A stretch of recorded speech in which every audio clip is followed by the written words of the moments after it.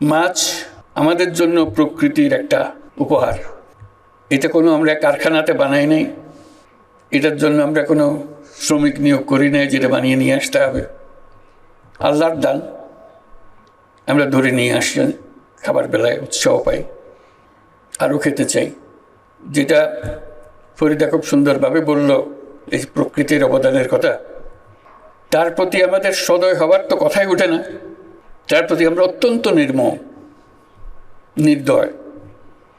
সে আমাদেরকে অন্য সব কথা বাদ দিল, শুধু একটা খাবারের কথা সে আমাদেরকে প্রতিনিয়ত দিয়ে যাচ্ছে, আমরা শুধু ধরে আনছি, পরিবেশন করছি। তার প্রতি সদয় হবার চিন্তা আমাদের মাথায় আসে। আমরা মাছের কথা বলি, আজকে মৎস্য সপ্তাহ উদযাপন করব, অবশ্যই উদযাপন করব। এত বড় একটা আনন্দের দিন, যারা এর পেছনে আছে তাদের প্রতি আমরা কৃতজ্ঞতা প্রকাশ করব। কিন্তু যেই প্রকৃতি আমাদের কাছে এটা এনে দিল, তার প্রতি সদয় হবার কথাটা আমাদের কাছে চিন্তা করতে হবে। এটাই আমার কাছে মনে হয় সবচেয়ে গুরুত্বপূর্ণ বিষয়। কারণ আমরা এত নির্দয় হচ্ছি, অন্যান্য জিনিসের সঙ্গে মাছও বোধহয় আমাদের কপাল থেকে ছুটে যাবে। দুনিয়ার বর্জ্য সব আমরা পানির মধ্যে, যা কিছু আছে আমাদের, যা সব কাজে পানির দিকে দিয়ে দিচ্ছি।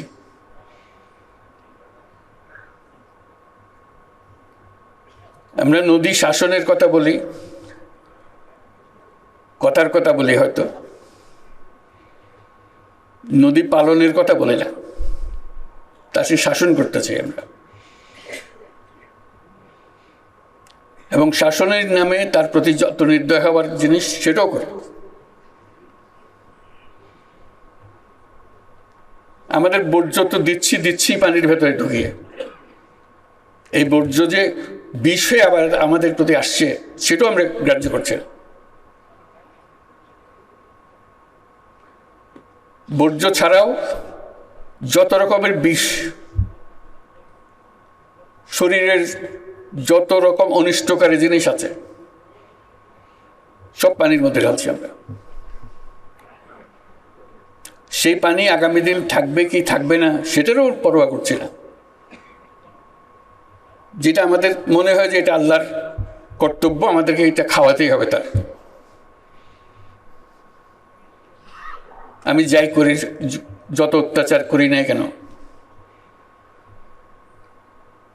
কাজে আজকে মৎস্য সপ্তাহের সঙ্গে পানির কথাটা যেন আমরা না ভুলি।